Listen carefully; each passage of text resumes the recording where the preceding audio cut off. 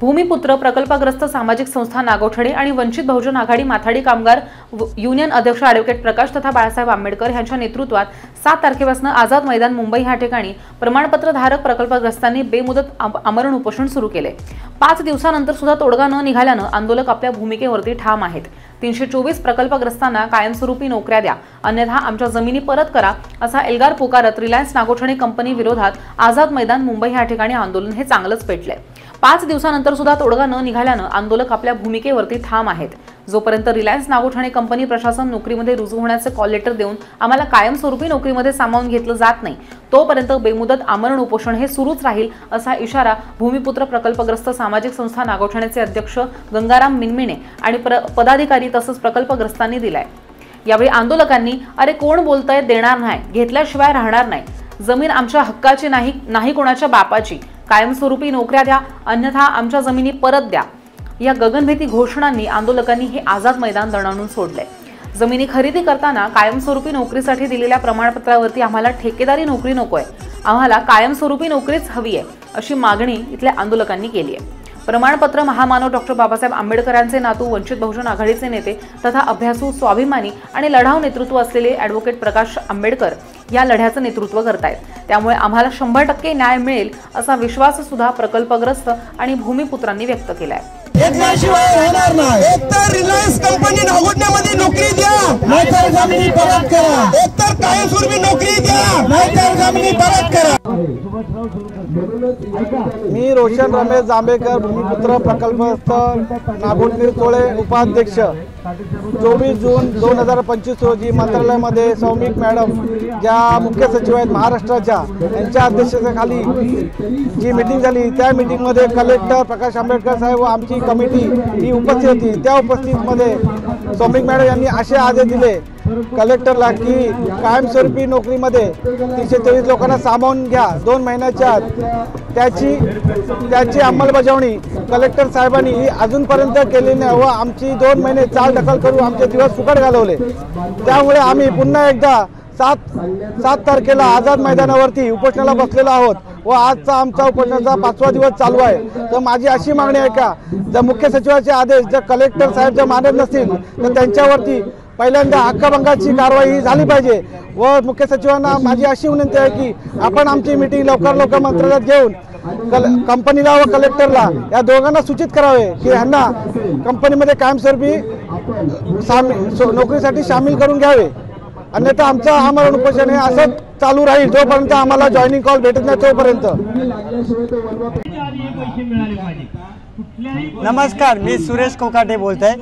दिनांक 24 जून 2025 रोजी माननीय मुख्य सचिव सुजाता सौमिक मॅडम यांच्या अध्यक्षतेखाली झालेल्या बैठकीमध्ये 324 प्रकल्पग्रस्तांना नागोठणे रिलायन्स कंपनीमध्ये नोकरी देण्याचे ठरले आहे।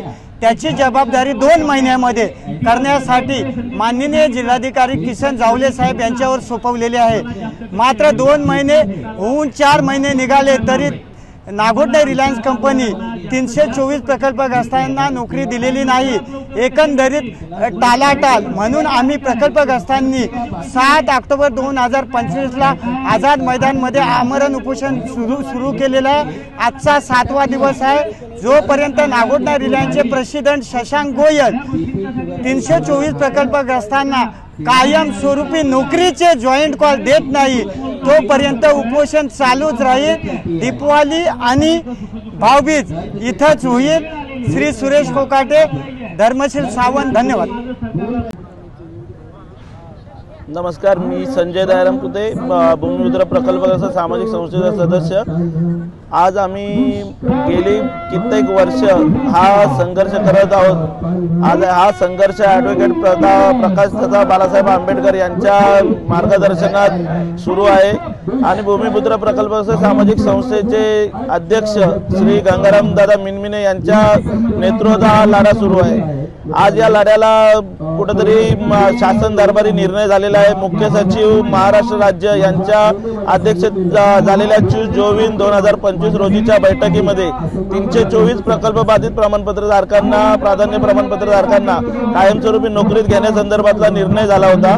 निर्णयाच्या अनुषंगाने जिल्हाधिकारी रायगड यांनी तात्काळ 7 दिवसामध्ये सर्व 324 प्रकल्प बाधित प्रमाणपत्रधारकांचे बायोडाटे जमा करून त्याच्या संदर्भात कंपनी व्यवस्थापनावरती आदेश जाहीर करायचे होते।